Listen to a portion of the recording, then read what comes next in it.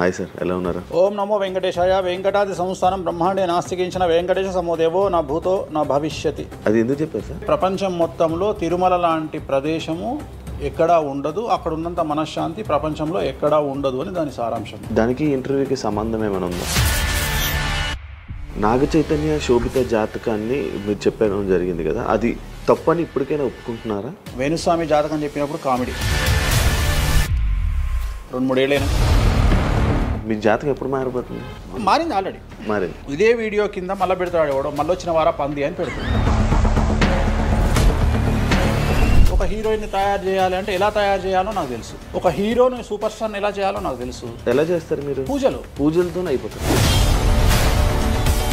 అంటే వాళ్ళకి టాలెంట్ అవసరం లేదు. అసలు టాలెంట్ అనేది ఇండస్ట్రీలో దానంత అమ్మాయిలు ఎందుకు వచ్చి చేయించుకుంటుంటారు పూజలు? ఒక రాజు కావాలంటే రాజ్యం కావాలి, ఒక రాణి కావాలంటే అర్థం కాదు. అమ్మాయిలకు బ్రెయిన్ కంటే కూడా వాళ్ళ సడన్గా ఇప్పుడు సెలబ్రిటీలు అందరూ బెట్టింగ్ యాప్లు ఇరుక్కుంటున్నారు. 2025 సంవత్సరంలో సెలబ్రిటీ అనే ప్రతి ఒక్కడు ఏదో సమస్య ఇరుకుతాడు. అది అల్లు అర్జున్తోనే స్టార్ట్ అయింది. రేపు పొద్దున ఈ 11 మంది కూడా. వేణుస్వామి గారు చేసిన తప్పులకి నలిగిపోతూ ఆయన మీద జరుగుతున్న ట్రోల్స్ తీయించడానికి లక్షలు ఖర్చు పెడుతున్నాడనే పబ్లిక్లో టాక్ అనేది నడుస్తుంది. నేను పిచ్చినా కొడుకునా, నేను ఆస్ట్రాలజీలో కానీ బ్రాహ్మణ్ కమ్యూనిటీలో కానీ నేను సన్నీ లియోను. నేను నా బట్టలు నేనే ఇప్పుకుంటా, నేను ఎవరిని ఇప్పనియా. ఒకవేళ నేను అండర్వేర్ ఉంటే అదే అన్న లాగుదామని కూడా వస్తుండే, నేను అది కూడా ఇప్పేసిన. సుప్రీంకోర్టు ఇచ్చిన ఆర్డర్ ప్రకారం నేను వేరే అమ్మాయితో పడుకున్నా. ఆయన లారీ కళ్ళద్దాలు పెట్టుకుంటాడు అని ఒక జ్యోతిష్కుడు నన్ను విమర్శిస్తున్నాడు. అంటే అరే లారీ కళ్ళద్దాలు అది కొనాలంటే ఎంత ఉంటే ఇంకా నువ్వు దాని గురించి మాట్లాడితే నువ్వు ఇక వాడిని కుక్క కంటే హీనంగా నేను చూడాలి తప్ప వాడిని. పాన్ ఇండియా ఆస్ట్రాలజీ 100% తప్పేముంది. యుఎస్, దుబాయ్ అవన్నీ వెళ్తున్నారంట. కామాఖ్యలో నాన్ వెజ్ ఉండదు, లిక్కర్ ఉండదు అని చెప్పి పబ్లిసిటీ చేశారు. అక్కడికి వెళ్ళే వాళ్ళు క్షుద్ర పూజలు వీళ్ళు వాళ్ళు వెళ్తుంటారు. శ్రీకాళహస్తిలో రేవంత్ రెడ్డి గారి గురించి మాట్లాడారు కాబట్టి ప్రెసెంట్ జనాల్లోని నెగిటివిటీ అని. రేవంత్ రెడ్డి జైలుకు వెళ్ళడానికి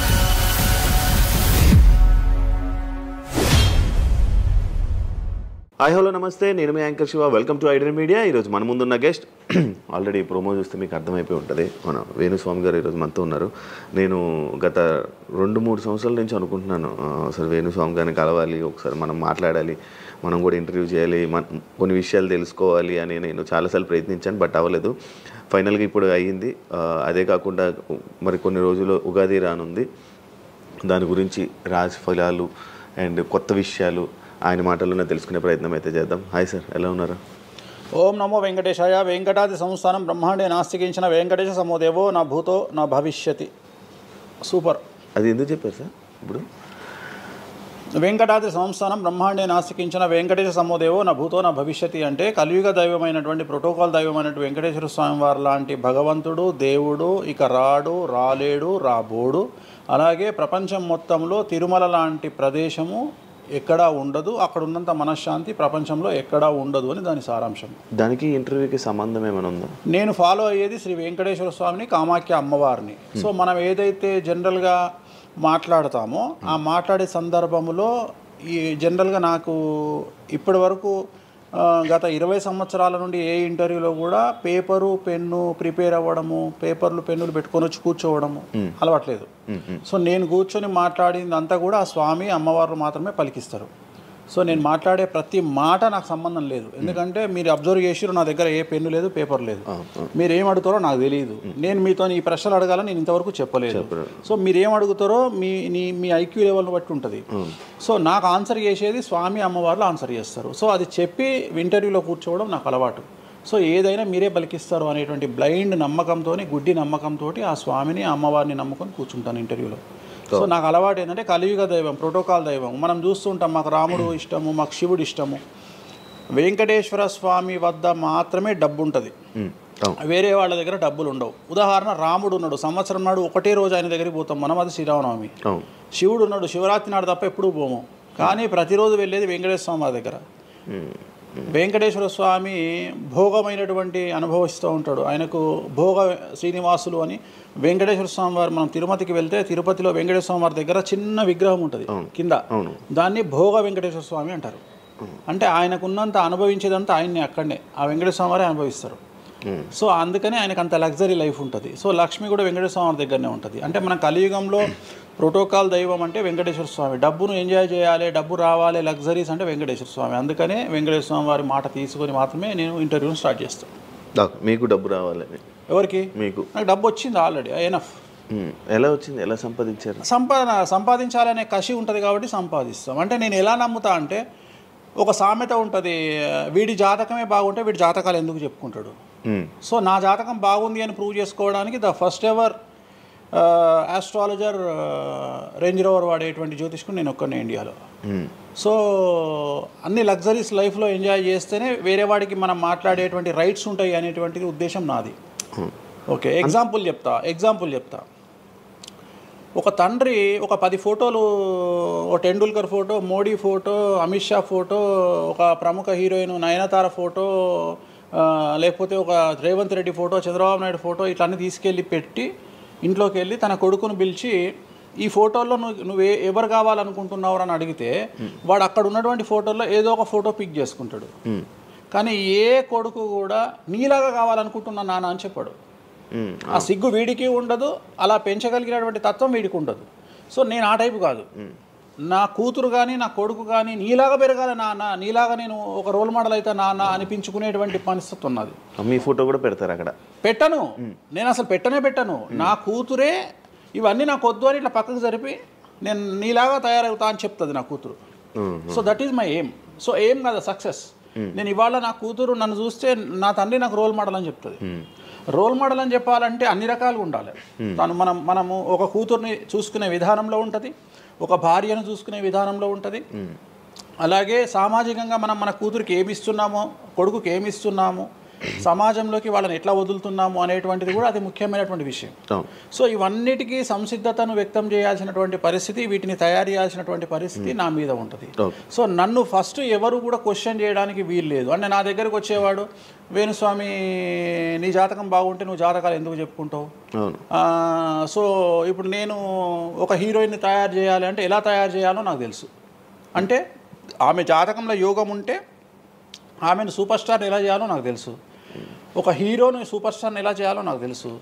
సో ఎలా చేస్తారు మీరు? పూజలతోనే అయిపోతారా? పూజలతోనే అయిపోతారు. అంటే వాళ్ళకి టాలెంట్ అవసరం లేదు? వాళ్ళకి టాలెంట్ జాతకం ఉంటేనే అంటున్నా కదా, యోగం ఉంటేనే అవుతారు కదా. జాతకంలో ఉంటుందని ఉంటుంది, ఒకవేళ ఉన్నదని మనకు కనిపించింది. అవును, వాళ్ళకి ఒకవేళ టాలెంట్ లేకపోతే అసలు టాలెంట్ అనేది ఇండస్ట్రీలో ఎవరికీ ఉండదు. Practice makes perfect. ఓకే, దానంత పనికి మాలిన మాట ఇంకోటి లేదు. శివ రాగానే ఫస్ట్ ఇంటర్వ్యూలోనే ఇరగదీయడు. శివ 1వ ఇంటర్వ్యూకు, శివ 100వ ఇంటర్వ్యూకు నక్కకు నాగలో అనుకున్నంత తేడా ఉంటుంది. మరి శివ ఫస్ట్ ఇంటర్వ్యూలోనే టాలెంట్ ఇరగదీసిండా? Practice makes perfect. అంత ఛాన్స్ ఇవ్వట్లేదు కదా ఇప్పుడు ఇండస్ట్రీలో. ఎవరు ఇక్కడికి వచ్చి ప్రాక్టీస్ చేసుకుంటామంటే ఛాన్సులు రావట్లేదు కదా. ఆటోమేటిక్గా టాలెంట్ అనేది మనము ప్లే చేస్తున్న రోల్స్ను బట్టి వస్తుంది. డైరెక్ట్గా అల్లు అర్జున్ గంగోత్రి సినిమాలో చూసిన అల్లు అర్జున్కు, పుష్ప 3లో చూసిన అల్లు అర్జున్కు కోడిపిల్ల లెక్క కళ్ళు తిరిగి కింద పడతాం అందరం. ఆయన హావభావాలు కానీ, ఆయన ముఖవర్చస్సు కానీ, గంగోత్రి సినిమాలో ఉన్నటువంటి అల్లు అర్జున్కు, పుష్ప 3కి. మరి గంగోత్రిలోనే పుష్ప 3 లాగా ఎందుకు లేడు అల్లు అర్జున్ అంటే? మరి అప్పుడు టాలెంట్ లేదా? సో ఇక్కడ ప్రాక్టీస్ మేక్స్ పర్ఫెక్ట్. అంటే కొన్ని పనికి మాలినటువంటి మాటలు మాట్లాడేటువంటి ఎప్పుడో 50 ఏళ్ళ కింద సామెతలను తీసుకొచ్చి రుద్దే ప్రయత్నం చేస్తారు. సో ఇక్కడ టాలెంట్ అనేది పక్కన పెడదాం, అవకాశం ముఖ్యం. నువ్వు టాలెంట్ ప్రూవ్ చేసుకోవాలంటే అవకాశం ముఖ్యం. శివ అనేవాడు యాంకరింగ్లో తోపు తురుము అని ప్రూవ్ చేసుకోవాలంటే అవకాశం ముఖ్యం. అవకాశం లేకపోతే శివలో టాలెంట్ ఉండదు, ఆ టాలెంట్ డెవలప్మెంట్ ఉండదు.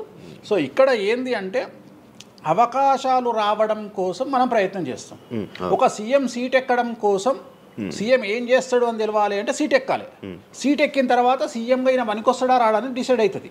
అట్లనే ఒక అమ్మాయి హీరోయిన్ అయిన తర్వాత ఈ అమ్మాయికి అంత సీన్ ఉందా లేదా అనే విషయం తెలుస్తుంది. సో మనం కనుక నయనతారని తీసుకున్నా, సమంతని తీసుకున్నా, ఏ హీరోయిన్ తీసుకున్నా, ఏ హీరోని తీసుకున్నా వాళ్ళ ఫస్ట్ సినిమాకు, వాళ్ళ 3వ సినిమాకు, వాళ్ళ 30వ సినిమాకు ఎక్స్ట్రీమ్ చేంజెస్ ఉంటాయి. సో ఇవన్నీ ఎట్లా వస్తున్నాయి అంటే ఫస్ట్ సినిమాకి టాలెంట్ లేదు, వాళ్ళు సానబట్టబడతారు, వాళ్ళకు వచ్చేటువంటి క్యారెక్టర్ల ద్వారా వాళ్ళు ఆ లెవెల్కి వస్తారు.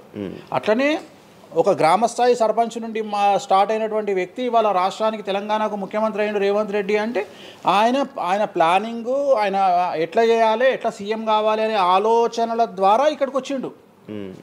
తెలంగాణలో కాంగ్రెస్లో ఎంతోమంది తోపులు తురుములు ఉండగా రేవంత్ రెడ్డి ఎందుకు సీఎం అయ్యిండు అంటే రేవంత్ రెడ్డి టార్గెట్ సీఎం పదవి. మధ్యలో ఉండేవాళ్ళు వేరే వాళ్ళందరూ టార్గెట్ సీఎం పదవి కాదు, కానీ రేవంత్ రెడ్డి మాత్రమే అన్ని కష్టాలు పడ్డాడు, రేవంత్ రెడ్డి మాత్రమే సీఎం టార్గెట్ చేసుకొని వాళ్ళ పదవి వచ్చింది. సో ఇది ప్రాక్టీస్ మేక్స్ పర్ఫెక్ట్. సో మనం ఎంత ప్రాక్టీస్ చేస్తే అంత పర్ఫెక్ట్ అవుతాం. అంతేగాని టాలెంట్ చూపించుకోవాలి అంటే అవకాశం రావాలి, అవకాశం వచ్చిన దాన్ని వాడుకోవాలి, అన్నిటికంటే ధైర్యం కావాలి. There is no development in comfortable zone. కలియుగంలో కంఫర్టబుల్ జోన్లో ఎప్పుడూ డెవలప్మెంట్ ఉండదు.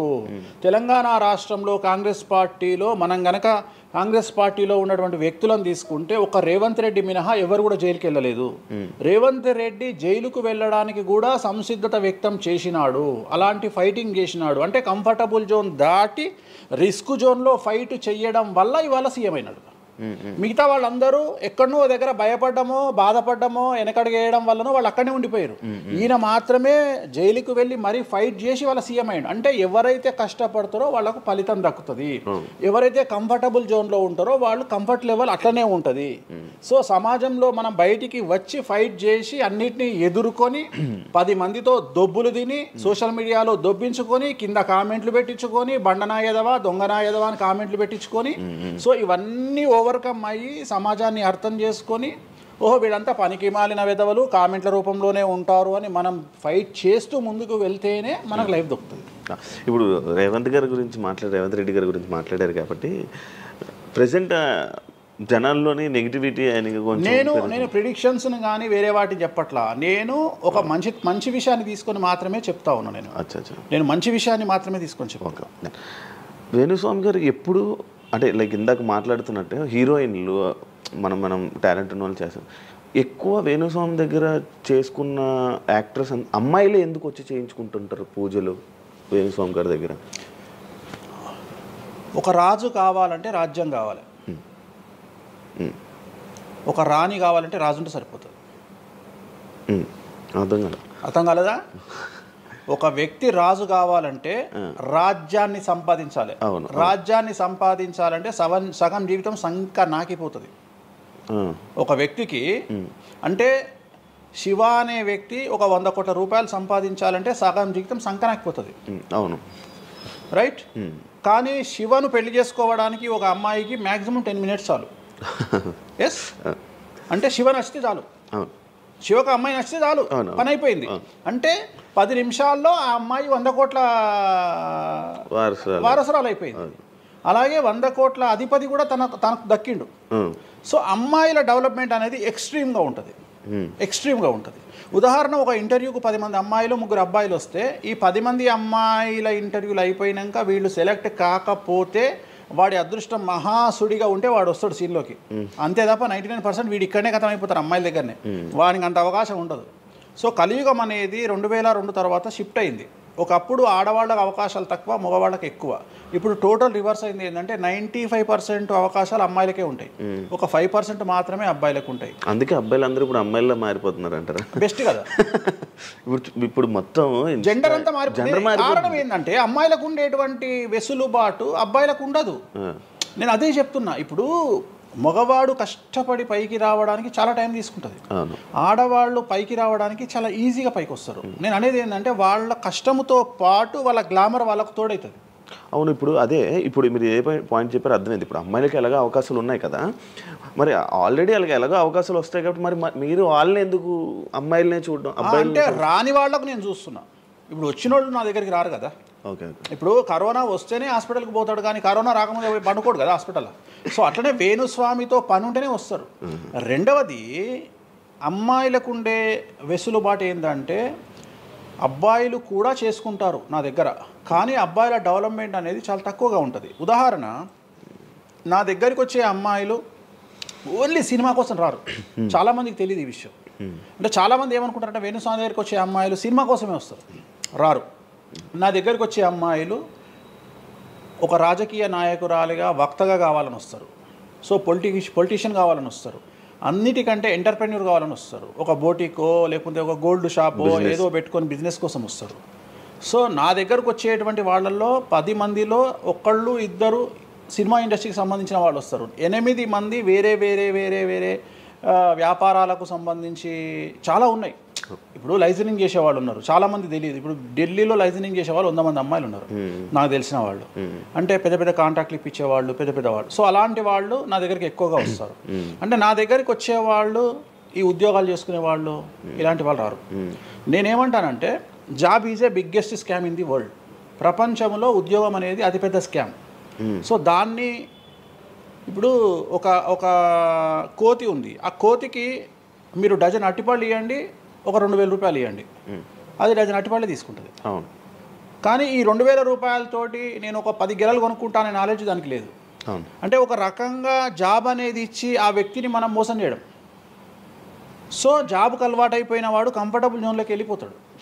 సో నేనేం చెప్తా అంటే ఆ జాబు నుండి మనమే 100 జాబులు ఇచ్చే స్థాయికి ఎదగాలి అనే కసి ఉండి అక్కడికి వెళ్ళాలి. ఆ కసి ఉంటేనే పని లేదు. కలియుగంలో కష్టపడి అనే మాట మాట్లాడితే దానంత దరిద్రం ఇంకోటి లేదు. ప్రపంచంలో అతి పెద్దగా ఎక్కువగా కష్టపడేది గాడిది. అది ఈ పాటికి ఎక్కడో ఉండాలి, అది లేదు. రైట్. సో మనం కష్టపడడం కాదు, బ్రెయిన్తో పనిచేయాలి. కష్టంతో పాటు బుర్ర ఉండాలి. కష్టం అనేది పనిచేయదు. నేను ఏమంటున్నానంటే ఈ ప్రపంచంలో బాగా కష్టపడేటువంటి మనిషి డ్రైనేజీలోకి దిగి పనిచేసేటువంటి సేవకుడు. సో ఆయన పడే కష్టానికి పర్ డే 10 లక్షలు ఇచ్చినా తక్కువనే.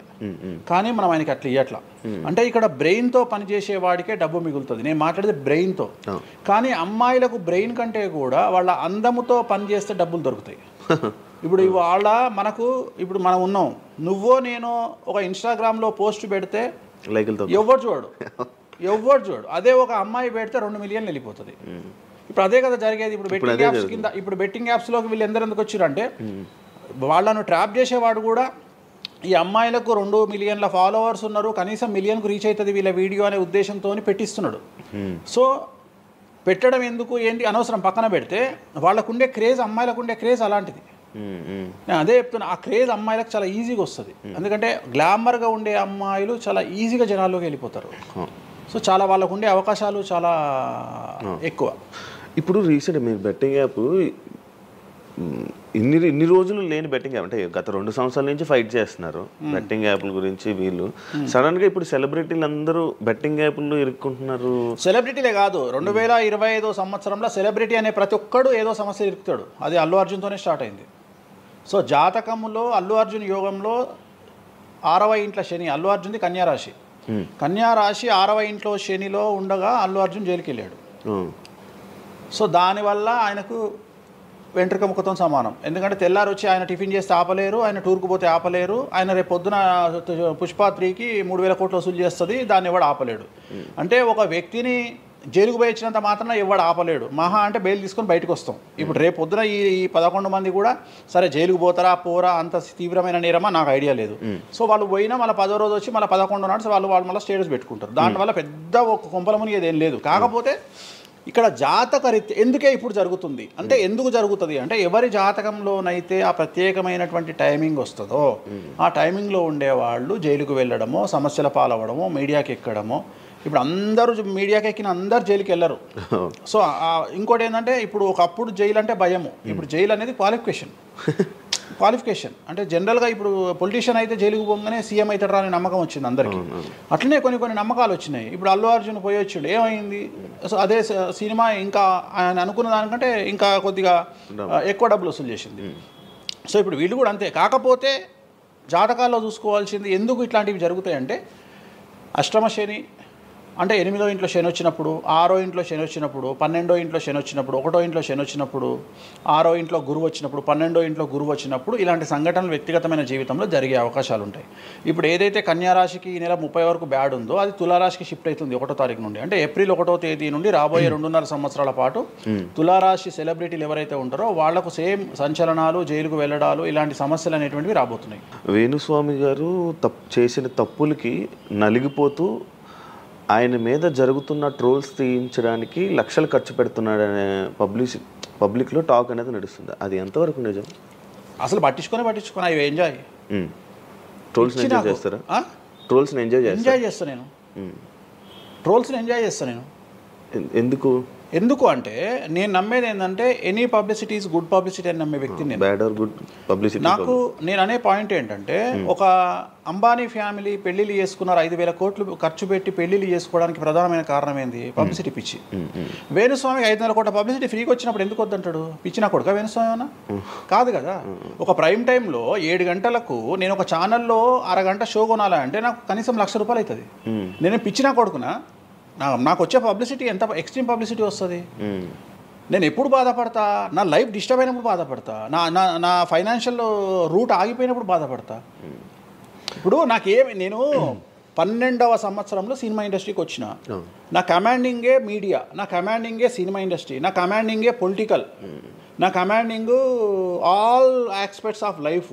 అలాంటి నేను నా జాతకాన్ని అంటే ఏం తెలియకుండానే బ్లైండ్గా వచ్చి మీడియా ముందర మాట్లాడేసి దొబ్బులు తిని వెళ్ళిపోదాం అనుకుంటున్నా? అంటే నాకంటూ కొన్ని క్లారిఫికేషన్స్ ఉంటాయి కదా. ఇప్పుడు ఉదాహరణ, ఇప్పుడు ఒక వ్యక్తి మీద ఒక లీగల్ అలిగేషన్ వచ్చినప్పుడు వాడు యాంటిసిపేటరీ బెయిల్ తీసుకుందామా, లాయర్ను మాట్లాడుకుందామా, ఏం చేద్దాం అని ఆలోచిస్తాడు కదా. అట్లనే మనం అడవిలోకి వెళ్ళేటప్పుడు టైర్ పంక్చర్ అయితే ఏం చేస్తామని ఆలోచించుకుంటాం కదా. అట్లనే ఒక అడవిలో ట్రావెల్ చేసినప్పుడు మనం ఆలోచించుకొని ట్యాంక్ డీజిల్ ఫుల్ చేయించుకుంటాం కదా. సో అట్లా నాకు ఉండవు ఆలోచనలు. నేను ఆలోచించుకోకుండానే ఇలాంటి పనులు చేస్తున్నా. సో వేణుస్వామిని దెబ్బ కొట్టాలి అన్నా, ఎవరిని దెబ్బ కొట్టాలన్నా ఫైనాన్షియల్గా దెబ్బ కొట్టాలి. బట్ నేను అవకాశం అవతల వాడికి ఇయ్యాను. కారణం ఏంటంటే ఒక ఎలుకలాగానో ఒక పాములాగానో, ఒక ఎలుక కానీ పాము కానీ తన శత్రువుల దాడి నుండి బయటికి రావాలంటే 7 నుండి 8 బొక్కలు చేసుకుంటుంది ఒక హోల్లో. అంటే ఇటు రాడ్ పెడితే ఇటు వెళ్ళిపోతుంది, ఇటు రాడ్ పెడితే ఇటు వెళ్ళిపోతుంది. సో అట్లనే నేను ఒక 4-5 రకాల ఆర్థిక వనరులను ఏర్పాటు చేసుకున్నా. నా మెయిన్ ఇది కాకుండా ఇంకా 4-5 రకాల ఆర్థిక వనరులను ఏర్పాటు చేసుకున్నా. ఈరోజు దుకాణం బంద్ చేయమంటే ఇదే క్షణంలో దుకాణం బంద్ చేసి కాలు మీద కాలేసుకొని నా పనులు నేను చేసుకుంటా. సో అంత కంఫర్టబుల్ జోన్లో ఉన్నా నేను. సో నాకు టెన్షన్ లేదు. నాకు అంటే నన్ను ఎవడో ఆపేస్తాడు, నేను ఆగేయాలి ఏం లేదు, హ్యాపీగా వెళ్ళిపోతుంది. సపరేట్ బిజినెస్లు ఉన్నాయి నాకు. 190 వ్యాపకాలు ఉన్నాయి నాకు. నన్ను జ్యోతిష్యం నేను 4 నెలలు జ్యోతిష్యం చెప్పుకోకపోతే జ్యోతిష్యం మీద సంపాదించేదానికంటే ఇంకో ₹5 ఎక్కువ సంపాదించుకున్నా. ఇప్పుడు మధ్యలో నేను ఒక 4 నెలలు రెస్ట్ తీసుకొని నాకు వేరే వ్యాపకాలు చూసుకుంటే నాకు ఈజీ, ఎందుకంటే నేను కాన్సన్ట్రేషన్ చేయలేకపోతున్నా. సో ఇప్పుడు నాకు దొరికింది మొన్నటి వరకు, నేను ఆ పని చేసుకున్నా. రెండోది ఉగాదికే కదా నేను మాట్లాడేది, తర్వాత ఏం మాట్లాడతా. రెండోది ఏంటంటే కొన్నిసార్లు మనకు కొన్ని విచక్షణ, కొన్ని జ్ఞానాలు కలుగుతాయి, కొన్నిసార్లు కలుగుతాయి. ఇప్పుడు నాకు కూడా అదే జ్ఞానం కలిగింది. ఎందుకు అంటే ఇక్కడ వ్యాక్యూమ్ నేను కవర్ చేసిన, టాలీవుడ్లో తెలుగులో వ్యాక్యూమ్ కవర్ చేసిన, ఇక్కడ ఏం లేదు. సో నేను వ్యాక్యూమ్ ఇంకా క్లియర్ చేసుకోవాలి, ఇంకా పెంచుకోవాలి అంటే బాలీవుడ్కు పోవాలి, కన్నడ పోవాలి, తమిళ్ పోవాలి. సో అటువైపు నేను కాన్సన్ట్రేషన్ చేస్తున్నా ఎక్కువగా. అందుకని నేను ఇక్కడ సెలబ్రిటీల గురించి చెప్పడం ఆపేసిన, తెలుగు సెలబ్రిటీల గురించి చెప్పడం లేదు. ఇప్పుడు మీరు పాన్ ఇండియా ఆస్ట్రాలజీ 100% తప్పేముంది? అదే విన్నాను రీసెంట్ గా. యుఎస్, దుబాయ్ అవన్నీ వెళ్తున్నారంట. అంటే దాని అర్థం క్లయింటేల్ ఉందనే కదా. ఇప్పుడు మన యూరోప్ పోయి వచ్చిన సరే, ఒక పెద్ద విషయంలో వెళ్ళేసి వచ్చిన చెప్పుకోవాలని లేదు, చెప్పను. క్లయింటేల్ ఉంది. ఆస్ట్రేలియాకి రెగ్యులర్గా ఎవ్రీ 3 months ఆస్ట్రేలియా పోతా, ఎవ్రీ 3 months లండన్ పోతా నా క్లయింటేల్కు. తప్పేముంది? అంటే ఉన్నట్టే కదా, నేను అనేది ఉన్నట్టే కదా. ఇప్పుడు విచక్షణ కలిగిన వాడు ఆలోచిస్తాడు. అంటే వేణుస్వామి మీద ఎందుకు వస్తున్నాయి రూమర్స్, ఎందుకు వేణుస్వామిని టార్గెట్ చేస్తున్నారు, నాకు అనవసరం. వాళ్లకు అవసరం ఉన్నోడు ఎంక్వైరీ చేసుకొని నా దగ్గరకు వస్తాడు. నేను ఇంకోటి అందరికి ఒకటే చెప్తా, నా పాజిటివ్ వీడియోల కంటే నా నెగిటివ్ వీడియోలే చూడండి. ఫస్ట్ జనాలు నన్ను ఎక్కిన వీడియోలు చూడండి, నన్ను దొబ్బిన వీడియోలు చూడండి, నా గురించి నెగిటివ్గా పెట్టిన వీడియోలు చూడండి. అప్పటికే మీకు నా మీద నమ్మకం కలిగితేనే నా దగ్గరికి రండి, లేకపోతే రావద్దు. ఫస్ట్ వాటిని ఎంజాయ్ చేయండి, వాటిని ఫుల్ ఎంజాయ్ చేయండి, చేసి నా దగ్గరికి రండి. అట్లాంటి వాళ్ళే నా దగ్గరకు వస్తారు. అవునా? నాకు అదే కావాలి. చెప్పారా? నాకు అదే, నాకు టీవీలో ఎప్పుడు కూడా చెప్తున్నా కదా, వాళ్ళు వచ్చిన వాళ్ళు ఎవరైనా వచ్చిన వాళ్ళు చెప్తారు కదా. ఇప్పుడు ఉదాహరణ ఏమంటారు అంటే, ఇప్పుడు కామాఖ్య ఉంది, కామాఖ్యకి వెళ్తే ఇప్పుడు ఎవరో ఒకళ్ళు పబ్లిసిటీ చేసిరు, కామాఖ్యలో నాన్ వెజ్ ఉండదు, లిక్కర్ ఉండదు అని చెప్పి పబ్లిసిటీ చేసిరు. అవును. చెయ్యంగానే నా కామాఖ్య మెట్లెక్కగానే కనిపించేది నాన్ వెజ్, కామాఖ్య మెట్లెక్కగానే కనిపించేది లిక్కరు, గర్భగుడిలో ప్రదర్శనం చేస్తున్నంతసేపు మనకు కనిపించేది నాన్ వెజ్, లిక్కరు. సో అక్కడికి ఇప్పుడు ఎగ్జాంపుల్ చెప్తా. ఇప్పుడు శివ అనే వ్యక్తి కామాఖ్యకి ఇంతవరకు వెళ్ళలేదు. సో ఇప్పుడు ఏమనుకుంటాడంటే, వేణుస్వామి గురించి చెప్పిన ప్రచారాన్ని శివ నమ్ముతాడు. నాకు అదే కావాలి, ఇప్పుడు నమ్మడమే కావాలా. కానీ శివ నెల తర్వాత కామాఖ్యకి వెళ్తాడు. వెళ్ళిన తర్వాత ఎక్కడ చూసినా అడుగున నాన్ వెజ్, లిక్కర్ కనిపిస్తుంది శివకు. శివకు లాస్ట్కు ప్రసాదం కూడా నాన్ వెజ్ ఇస్తారు, ప్రసాదం కూడా లిక్కరే ఇస్తారు. అంటే తాగున ఆయన అని చెప్పి చేతిలో పోస్తారు. అంటే తీర్థంలో లిక్కర్ పోసి మీకు తీర్థం ఇస్తారు, మీరు తీర్థం తాగుతారు, లిక్కర్ పోసిరు. అప్పుడు ఒకసారి మీకు గుర్తొచ్చేది ఎవరు? వేణుస్వామి. ఓహో, వేణుస్వామి చెప్పింది 100కు 100% నిజము. అంటే మనం మూర్ఖులము, ఇన్ని రోజులు నమ్మింది, మనం తప్పు చేసినాం వేణుస్వామి విషయంలో. అక్కడికి వెళ్ళే వాళ్ళు క్షుద్ర పూజలు వీళ్ళు వాళ్ళు వెళ్తుంటారు. అసలు క్షుద్రం అంటే ఏంది? క్షుద్ర పూజలు శ్మశానంలో చేస్తారు. ఇవి వామాచార పూజలు. మందులలో, అలోపతి మందుల్లో రెగ్యులర్ మందులు స్టిరాయిడ్స్ లాగా స్టిరాయిడ్స్ అనేవి ఇవి. సో నాలెడ్జ్ లేకపోతే నిమ్మకాయలు పెట్టిన ప్రతి చోట క్షుద్ర పూజ అంటే, శ్రీకాళహస్తిలో నిమ్మకాయలతోనే పూజ చేస్తారు. క్షుద్ర పూజ నాది అంటే వేణుస్వామి పూజలు చేయడం క్షుద్ర పూజలు, వామాచార పూజలు. వామాచార పూజలు నేను అనేది ఏంటంటే, నేను అది ఇప్పుడు ఇందాక అదే చెప్పిన, అనేవాడు ఫిల్టర్ లేకుండా ఎన్నన్నా అనుకొని, ఒకవేళ అట్లా అనుకుంటే వేణుస్వామి క్షుద్ర పూజలు చేస్తే సోషల్ మీడియాలో ఎందుకు పెట్టుకుంటాడు? నా లైఫ్లో నేను చెప్పేది ఒకటే, నేను ఆస్ట్రాలజీలో కానీ బ్రాహ్మణ్ కమ్యూనిటీలో కానీ నేను సన్నీ లియోను. నేను నా బట్టలు నేనే ఇప్పుకుంటా, నేను ఎవ్వరిని ఇప్పనీయా, నా బట్టలు నేనే ఇప్పుకుంటా. నేను దొంగతనంగా ఇవాళ వరకు పూజ చేసినా, దొంగతనంగా చెయ్యలేదు. పైన పూజ అవుతుంది, మీరు కెమెరా తీసుకొని పోయి పెట్టుకోండి. నాన్ వెజ్ పెట్టిర్రు, లిక్కర్ పెట్టిర్రు, పైన పూజ అవుతుంది. సో మీ ఇష్టం వచ్చినవి తీసుకోండి. నేను శాస్త్రానికి విరుద్ధంగా చేస్తే అమ్మవారు నన్ను సర్వనాశనం చేస్తుంది. నాకెవడన్నా అడ్డొచ్చి అనవసరంగా అమ్మవారిని బద్నాం చేస్తే వాడు సర్వనాశనం అవుతాడు. Simple logic. ఇంట్లో పెద్ద ఏం లేదు, ఇంట్లో నేను పెద్ద గొప్పగా చెప్పుకునేదే లేదు. వామాచారాన్ని క్షుద్ర పూజలుగా భావించి మాట్లాడుకుంటే మీ కర్మ. ఇంకోటి, నేను ఎందుకు లైవ్లో పెడతా పూజలన్నీ? ఎందుకు పెడుతున్నా అంటే, నేను చేసేటి సక్రమమైనటువంటివి కాబట్టే పెడుతున్నా. ఇంకోటి, ఎక్స్ప్లోర్ చేసేవాడికి తెలుస్తాయి ఇవన్నీ. కామాఖ్య పోవాలంటే పోయేటప్పుడు 15,000, వచ్చేటప్పుడు 15,000, 30,000 రూపాయల ఫ్లైట్ టికెట్ ఎక్కి పోవాలి. ఒకప్పుడు 4,000 రూపాయల ఫ్లైట్ టికెట్ ఉంది వేణుస్వామి ప్రచారం చేయక ముందుకు. వారానికి ఒక్క ఫ్లైట్ ఉండే గౌహతికి. ఇవాళ ప్రతిరోజు పోవడానికి 3 ఫ్లైట్లు, రిటర్న్ రావడానికి 4 ఫ్లైట్లు వేణుస్వామి వల్ల ఏర్పడ్డాయి. ఇవాళ తెలుగు, మీరు కామాఖ్య టెంపుల్కి వెళ్తే ప్రతి 10 మందిలో 5 తెలుగు వాళ్ళే ఉంటారు, కర్ణాటక వాళ్ళు ఉంటారు, తమిళ వాళ్ళు ఉంటారు. సో ఇంత స్ప్రెడ్ అయింది కామాఖ్య. సో రెండవది, తెలియకుండా మాట్లాడే వాళ్ళ గురించి నేను మాట్లాడా, ఎక్స్ప్లోర్ చేసి మాట్లాడే వాళ్ళ గురించి నేను మాట్లాడతాను. మీరు కామాఖ్యకి వెళ్తే ఇప్పుడు గోవాలో ఏముంటుంది? ఉంటుంది. ఉదాహరణ, బ్యాంకాక్ అనగానే ప్రతి నా కొడుకు మాట్లాడేది ఏంది? మసాజ్. హైదరాబాద్ కంటే గొప్పగా ఉంటుందా బ్యాంకాక్? నాకు తెలియదు. ఇండియా కంటే గొప్పగా ఉంటుందా బ్యాంకాక్? మరి ఇప్పుడు అట్లాంటప్పుడు ఆడవాళ్ళు ఎందుకు పోతున్నారు? ఇప్పుడు బ్యాంకాక్కు ఆడవాళ్ళు విపరీతంగా పోతున్నారు. అంటే బ్యాంకాక్లో మసాజ్ కాకుండా బీచెస్, వైట్ శాండ్ బీచెస్ చాలా ఫేమస్, ఫ్రూట్స్ ఫేమస్, చెట్లు ఫేమస్, ఎంటర్టైన్ చేసే ప్లేసెస్ చాలా. అంటే మూర్ఖులు, నాలెడ్జ్ లేని వాళ్ళు బ్యాంకాక్ గురించి తప్పుగా మాట్లాడతారు. అట్లనే మన దగ్గర పెద్దాపురం ఉంది. పెద్దాపురం గురించి అదేనా ఇక దాని అర్థం? పెద్దాపురంలో బుట్ట భోజనం చాలా ఫేమస్. నేను ఎక్కడికి వెళ్ళిపోయాను. పెద్దాపురం అని ఉంది, బుట్ట భోజనం ఉంది. పెద్దాపురంలో బుట్ట భోజనం నాకు ఇష్టము, కొంతమందికి వేరే ఇష్టం.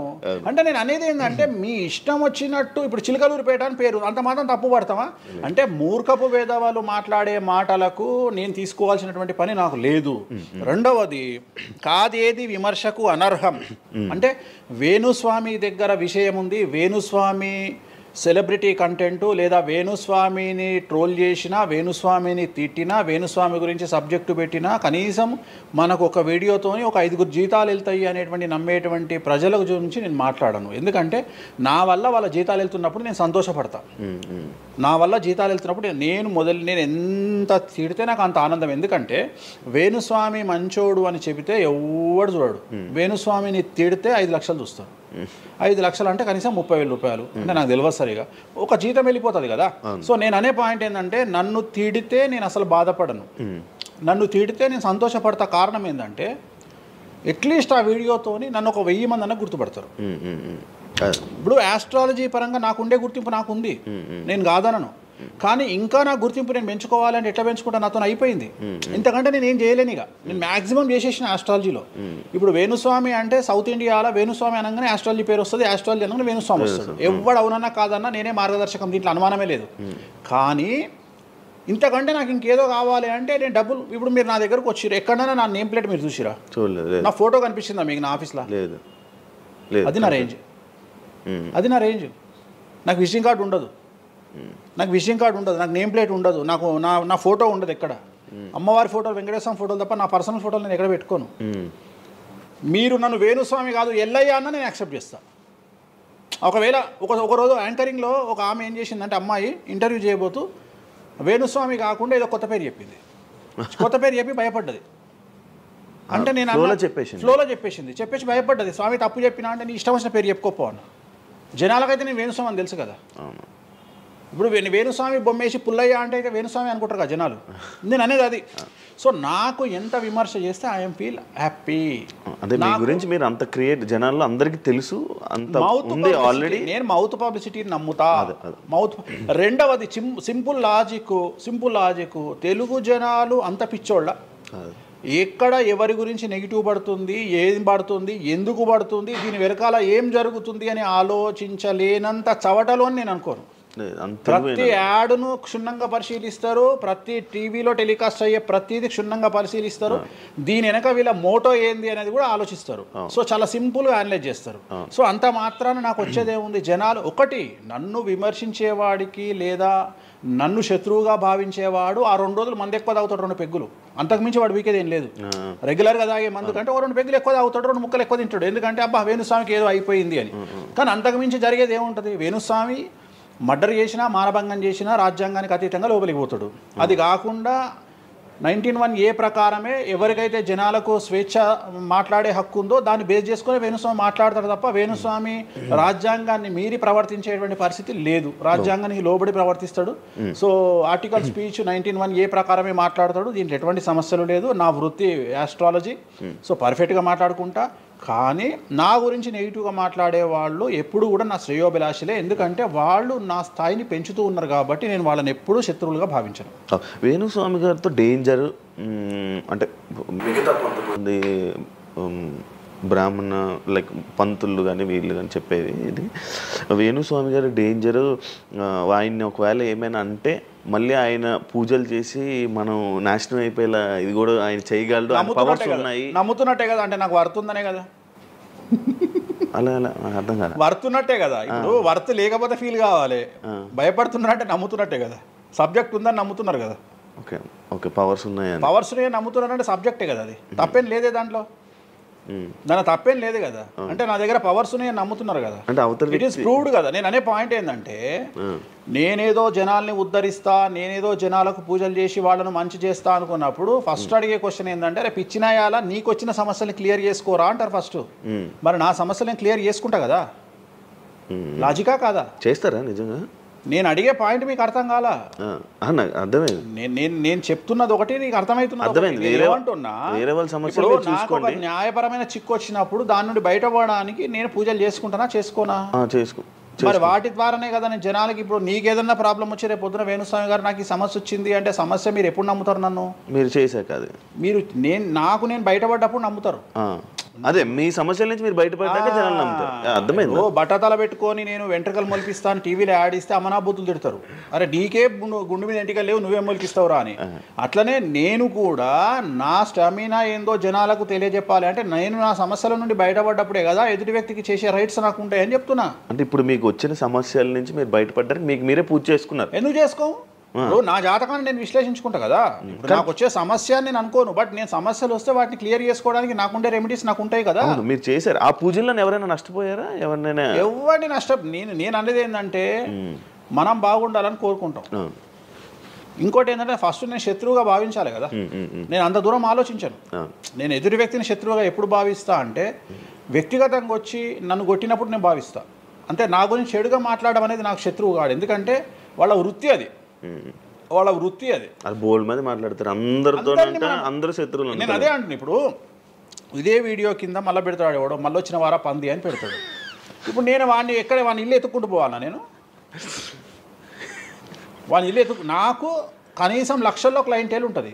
ఈ వీడియో కింద తిడితే తిడితే ఒక 10 మంది తిడతారు. ఈ 10 మంది అలవాటు అయిపోయి, అలవాటు కాదు, కలియుగ ధర్మము. నేను చాలా ప్రాక్టికల్గా ఉంటా.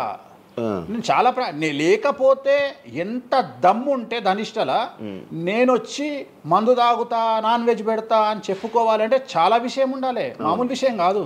ఈ కమ్యూనిటీలో తట్టుకోవాలి. అందుకనే నేనేమంటున్నా, ఒక బ్రాహ్మడు అనగానే ఇప్పుడు ఉదాహరణ ఒక పెద్ద పూజారి ఉన్నాడు ఏ గుడికి, ఆ పెద్ద పూజారిని టార్గెట్ చేయాలంటే ఫస్ట్ టార్గెట్ చేసేది నాన్ వెజ్ తింటాడు, లిక్కర్ ముట్టుకుంటాడు అని చెప్తారు. అందుకని నేనే నా బట్టలు ఇప్పేసుకుంటున్నా. అవకాశం లేదు అంటే నేను ఆల్మోస్ట్ ఆల్ అండర్వేర్తో సహా అన్ని ఇప్పేసిన. ఒకవేళ నేను అండర్వేర్ ఉంటే అదే అన్న లాగుదామని ఎవడో వస్తుండే, నేను అది కూడా ఇప్పేసిన. ఇంకేముంది నా నాయన నన్ను ఇప్పడానికి? నా దగ్గర ఏం లేదు కదా. ఇప్పుడు నువ్వేమైనా కొత్తవి చూపిస్తే ఏం చూపిస్తావు? నువ్వేం చూపిస్తావు? సుప్రీంకోర్టు ఇచ్చిన ఆర్డర్ ప్రకారం నేను వేరే అమ్మాయితో పడుకున్నా, అమ్మాయితో ఇష్టంతో పడుకుంటే అది కూడా నాకేం తప్పు లేదు. ఇంకా నువ్వు నాకు ఏం చూపిస్తావు? నేను ఎప్పుడన్నా నేను సామాజికానికి వ్యతిరేకంగా చేసినప్పుడు, శాస్త్రానికి వ్యతిరేకంగా చేసినప్పుడు నువ్వు నా గురించి వ్యతిరేకంగా చూపిస్తావు. అంతే తప్ప నా దగ్గర ఏమున్నాయని చూపిస్తావు? నేను చచ్చే వరకు చూపించలేవు. నేను నన్ను బొందబెట్టే వరకు, నన్ను తగలబెట్టే వరకు నేను తప్పు చేసినా అని చూపించలేవు. నేను చెయ్యను. మీరే చెప్పేసుకుంటున్నారు. నేనే చెయ్యను. నేను ఇప్పుడు పైసలు లేనివాడు, పైసలు పోగొట్టుకున్నవాడు బెట్టింగ్లోకి పోతాడు. అవును. లేదా ఇప్పుడు కొత్త వ్యవహారాలు ఉన్నాయి. ఒకడేమో నిధులు దొరుకుతాయని పోతాడు, ఒకడేమో రైస్ పుల్లర్ అని పోతాడు. ఇవన్నీ ఏం కావని తెలుసు, మనకు తెలుసు, వాడికి తెలియదు. వాడు మానసికంగా వీక్ కాబట్టి వాడు సొంతంగా డబ్బులు దొంగతనంగా నాకు అవసరమే లేదురా నాయన. నాకు వేరే వ్యాపకాల నుండి డబ్బులు వస్తున్నప్పుడు లంగ పని చేసే అవకాశం నేనెందుకు చేస్తా? నాకు అవసరమే లేదు. నన్ను లంగ పని చేయమని చెప్తే నేను చెయ్య. నాకు వద్దు. నేను లంగ పని చేసే సవ్వాలే లేదు, నాకు అవసరం లేదు. రెండోది ఏంటంటే నా దగ్గరికి రానంత వరకే నా గురించి నెగిటివ్గా మాట్లాడతారు. ఒక్కసారి నా ఆఫీస్లోకి ఎంటర్ అయ్యారు అంటే వానికే అర్థమైపోతుంది, నీ అమ్మాయి కుల్లా ఉన్నాడు రా నాయన, ఈయనతో వేస్ట్, ఈయన దగ్గర ఏం దొరకదు. రెండవది, ఇవాళ ఎక్కడ పడితే అక్కడ కెమెరాలు పెట్టుకొచ్చేటువంటి స్థాయిలో ఇది మనకు సైన్స్ పెరిగింది. ముక్కు పుల్లలు కూడా పెట్టుకొస్తారు, చౌకమ్మలు కూడా పెట్టుకొస్తారు. నేను లంగ పని చేస్తే కూర్చొని 2 నిమిషాలు దొరకబట్టి టెలికాస్ట్ చేస్తారు. కానీ మాటలున్నాయి, క్లారిటీ సాక్ష్యం లేదు. ఇక మరి ఏం చేస్తాను నేను? పోనీ నేను అందరిలాగా దాచిపెట్టే మనిషిని కాదు, దొంగతనంగా లంగపనంగా డోర్లు అన్నీ కుల్లా ఉన్నాయి. మీరు ఎక్కడికొచ్చినా మాట్లాడి నా ఆఫీస్లో ఏమైనా చేయండి, ఓపెన్గా పూజలు చేస్తా. ఇంకోటి వేరేటోడు పెట్టే కానీ నేనే పూజ పెడుతున్నా. ఇంకోటి రెండోది, బాటిల్ కూడా నా చేతిలో పట్టుకొని అమ్మవారికి నైవేద్యం చేస్తున్నా. పోనీ నేను బాటిల్ దొంగతనంగా ఇది మందు బాటిల్ కాదు అని చెప్తలేను, Blue Label bottle, Royal Salute bottle నేనే పోసి మరి అమ్మవారికి నైవేద్యం చేస్తున్నా. ఇంకా ఎక్కడనే దాపరికం ఉంది? ఇంకా బాటిల్స్ కూడా కాస్ట్లీ, అంటే పెద్ద గెస్టులకే అవి పెద్ద వాళ్ళ విఐపీ రేంజ్ని బట్టి పెడతాం. నార్మల్ వాళ్ళు వస్తే వాళ్ళకి తగ్గట్టి వాళ్ళ ఇష్టం. ఇప్పుడు ఉదాహరణ, ఇప్పుడు బాలయ్యబాబు చేస్తే మ్యాన్షన్ హౌస్ పెడతాం. ఇప్పుడు కొంతమంది ఎన్ఎస్సి అంటే ఇప్పుడు ఉదాహరణ వాడు మొన్న ఎవడో విమర్శిస్తుండు నన్ను. మొన్న ఎవడో ఆయన లారీ కళ్ళద్దాలు పెట్టుకుంటాడు అని ఒక జ్యోతిష్కుడు నన్ను విమర్శిస్తున్నాడు. అంటే అరే లారీ కళ్ళద్దాలు అది కొనాలంటే కాశీ దాకా దేకాలి. ఎంత అంటే మన లైఫ్లో దాని వాల్యూ తెలియదు. అదే కుక్కకేం తెలుసు కుసుమపు వాసన, నెయ్యి గురించి ఏం తెలుసు కుక్క కంటే. వాడు ఏదో మాట్లాడతాడు. వాడు మాట్లాడినప్పుడు నేను వాడి మీద పీటీ చూపిస్తా. అరే నా కళ్ళద్దాల గురించి మాట్లాడుతున్నాడు, ఆ కళ్ళద్దాలు నీ జీవితంలో చేతులు కూడా పట్టుకొని చూడలేవురా నువ్వు. ఇంకా నువ్వు దాని గురించి మాట్లాడితే నువ్వు ఇక వాడిని కుక్క కంటే హీనంగా నేను చూడాలి తప్ప వాని గురించి వాని మీద నేను సింపతి చూపిస్తా తప్ప నేను కోపానికి ఎందుకు వస్తా? అట్లా చాలామంది విమర్శ చేస్తుంటారు. విమర్శల గురించి మనం పట్టించుకునే. మీకు బ్రాండ్ బట్టలు, బ్రాండ్ స్పెట్స్ అవన్నీ ఎలా అలవాటయ్యాయి? ఎలా అలవాటయ్యాయి అంటే ఇప్పుడు కూడా చెప్తా. జాతక రీత్యా శుక్రుడు ఎవరికైతే కొద్దిగా నీచంలో ఉంటాడో వాళ్ళు ప్రతి శుక్రవారం నాడు పర్ఫ్యూమ్ కొట్టుకోవాలి. శుక్రుడు అంటే లగ్జరీస్. ఓకే. శుక్రుడు జాతకంలో శుక్రుడు గ్రహం నేను మాట్లాడేది. శుక్రగ్రహం వీక్ ఉన్నప్పుడు ప్రతి శుక్రవారం నాడు పర్ఫ్యూమ్ కొట్టుకోవాలి. అండ్ ఒక పెగ్గు 30 ml కాచేయాలి. తాగుమని చెప్తే వేణుస్వామి చెప్పిండు కదా అని ఒక ఉద్యమంలాగా తాగొద్దు. ఒక 30 ml స్కాచ్ తాగాలి. అట్లా ఒక 3 నెలలు చేసిన తర్వాత డెవలప్మెంట్ ఏందో మీకే కనిపిస్తుంది. డెవలప్మెంట్ ఏందో మీకే కనిపిస్తుంది. మళ్ళీ వేణుస్వామి మందు తాగేమన్నాడు అని కాంట్రవర్సీ కావచ్చు. డాక్టర్లే చెప్తారు. 30 ml తాగితే హార్ట్కి మంచిది, బీపీకి మంచిది అని చెప్తారు. కానీ డాక్టర్ల పేరు అడ్డం పెట్టుకొని కుంభాలు తాగుతారనే భయానికి డాక్టర్లు చెప్పరు, ఆపేశారు. 30 ml అనేది చాలా మంచిది. బట్ నేను రోజు తాగమంటలేను, శుక్రవారం నాడు మాత్రమే. అది కూడా శుక్రుడు నీచంలో ఉంటే, శుక్రుడు 6వ ఇంట్లో, 12వ ఇంట్లో, 8వ ఇంట్లో ఉన్న, శుక్రుడి మీద శని దృష్టి ఉన్న జాతకరీత్యా మీరు శుక్రవారం నాడు 30 ml పెగ్గు తాగండి నైటు. అది కూడా ఫ్యామిలీతోని మహమ్మద్ రఫీ పాటలు పెట్టుకొని, ఏఆర్ రెహమాన్ పాటలు పెట్టుకొని, ఇళయరాజా పాటలు పెట్టుకొని ఆ పెగ్గు తాగి ఆ పాటలు ఎంజాయ్ చేసి పండుకోండి హ్యాపీగా. సో మీ లైఫ్ ఎట్లుంటుందో చూడండి. నేను మాట్లాడేది వ్యాపారమో ఇతర ఉద్యోగం చేసే వాళ్ళ గురించి కాదు. ప్రత్యేకించి 100 రూపాయల దగ్గర 1,00,000 రూపాయలు సంపాదించగలిగి రియల్ ఎస్టేట్ వ్యాపారులు, వ్యాపారస్తులు, పొలిటీషియన్స్, పెద్ద పెద్ద వాళ్ళ గురించి మాట్లాడుతున్నాను. టీచర్లు, అటెండర్ల గురించి నేను మాట్లాడతలేను. టీచర్ ఎంత తాగినా తాగుడు మిగులుతుంది తప్ప పైసలు రావు, ఎందుకంటే ఆయన జీతం అంతే కాబట్టి. సో ఎక్కడైతే పెరగడానికి ఆస్కారం ఉంటుందో వాళ్ళ గురించి మాట్లాడుతున్నాం. సో ఇది కూడా మంచిది రెమెడీ. సో ఇలాంటి రెమెడీలు చెప్పాలంటే వేణుస్వామి చెప్తాడు కానీ వేరేటోడు చెప్పాడు. ఎందుకంటే వాడికి భయం, మందు తాగమంటే తప్పు. అరే మందు తాగమంటే తప్పు అయితే మందు యాడ్ ఎందుకు వస్తుంది, మందు ఎందుకు తయారు చేస్తారు? సో ఇదన్నీ అందుకనే దేశ కాలమాన పరిస్థితి. కసినో తీసుకుపోయి గోవాలో పెడితేనేమో లీగలు, హైదరాబాద్లో పెడితే ఇల్లీగలు. సో నేను దేశ కాలమాన పరిస్థితులు అందుకనే చెప్తున్నా. దేశ పరిస్థితులు అంటే గోవాలో యాక్సెప్ట్ గేమింగ్ యాక్ట్, ఇండియా హైదరాబాద్లో యాక్సెప్ట్ కాదు. సో అదే చెప్తున్నా, ఒక దగ్గర విడాకులు అనేవి ఇండియాలో కష్టము, అమెరికాలో ఈజీ. అమెరికాలో 10 విడాకులు తీసుకున్నా ఎవడు పట్టించుకోడు. సో ఇవన్నీ కామన్. ఒకప్పుడు ఒక పెళ్లి చేసుకో, రెండో పెళ్లి అనేది చాలా పెద్ద విషయం. ఇవాళ తెలుగు సమాజం కానీ ఎంత గొప్పదైపోయిందంటే 5వ పెళ్లికి కూడా శుభమా అంటూ 5వ పెళ్లి అంటున్నారు. కాబట్టి చాలా వైడ్ రేంజ్ ఆఫ్ థింకింగ్ అనేది మారిపోయింది. కాబట్టి వేణుస్వామి కూడా మారిండు అంటే సింపుల్, అంతే, ఏం లేదు. ఇనయ మీ ఫ్రెండే స్వామి? ఇనయ ఫ్రెండ్ అనే పదం తప్పు కదా. ఫాలోవర్స్ ఉంటారు, నా క్లయింట్లు ఉంటారు, నా క్లయింట్లు ఉంటారు, అంతేగాని. తనకి బాయ్ ఫ్రెండ్ రీసెంట్గా బాయ్ ఫ్రెండ్ వచ్చి బ్రేకప్ అయింది కదా, మరి మీరు చెప్పలేదా తనకి? ఇలా నాకు సంబంధం లేదు. మీ దగ్గర కూడా పూజ చేయించుకున్నారు కదా మీ దగ్గర. నేను పూజ చేసింది ఆమె పర్సనల్ ఇష్యూ కోసం కాదు కదా. నేను ఆమె పూజ చేసింది సినిమా కోసం చేసినా. ఇప్పుడు రాజాసార్లు ఆమె చేస్తుంది కదా, ప్రభాస్ సినిమాలో ఆమె యాక్టింగ్ చేస్తుంది. అంతవరకు నా దగ్గరికి 190 మంది వస్తారు కదా, వాళ్ళ గురించి వ్యక్తిగతంగా వాళ్ళని కంటిన్యూగా ఉండేది నాకు లేదు. నాగ చైతన్య శోభిత జాతకాన్ని మీరు చెప్పడం జరిగింది కదా, అది తప్పని ఇప్పటికైనా ఒప్పుకుంటున్నారా? టైం విల్ డిసైడ్ అండి ఏదైనా కానీ. నేను జాతకాలు చెప్తా, పర్సనల్గా నాకు ఎవరి మీద ఏ కోపాలు ఉండవు. వేణుస్వామి జాతకం చెప్పినప్పుడు కామెడీ, 2-3 ఏళ్ళు అయినాక సీరియస్. సో నేను నమ్మింది నేను చెప్పిన, సింపుల్. ఓకే. సెలబ్రిటీ జాతకాలు వేణుస్వామి చెప్పి కలకల్లాడిన వేణుస్వామి ఈ మధ్య సెలబ్రిటీల నుంచి కొంచెం రావడం కానీ విజిటింగ్ కొంచెం తక్కువ అయ్యి డౌన్ అయ్యింది అంటున్నారు, నిజమా? అది పెరిగింది. పెరిగింది కాకపోతే ఇంతకు ముందులాగా పబ్లిక్లో పెట్టట్లేదు. ఓకే, నేను పెట్టట్లేదు. ఓకే, దిష్టి అని కాదు, నేను పెట్టట్లేదు. అవసరం లేదు, ఆ స్థాయి దాటిపోయినా అనుకుంటున్నా. అంటే పబ్లిసిటీ చేసే స్థాయి దాటిపోయినా అనుకుంటున్నా. ఓకే, పబ్లిసిటీ స్టంట్లు ఎందుకులే లోపల. ఇప్పుడు నేను అనేది ఏంటంటే, ఒక టీవీ ఛానల్ బ్రేకింగ్ న్యూస్ ఇచ్చి, ఉదాహరణ TV9 గురించి మాట్లాడుకుందాం. 2002-2000 సంవత్సరంలో స్టార్ట్ అయిన టీవీ ఛానల్ బ్రేకింగ్ న్యూస్ కోసము తన స్టాండర్డ్స్ క్రియేట్ చేయడం వరకే తన ప్రయత్నం తను చేస్తుంది. ఒక లెవెల్ వచ్చిన తర్వాత, ఒక నెంబర్ 1 పొజిషన్ వచ్చిన తర్వాత చిల్లర వేషాలు లేదు.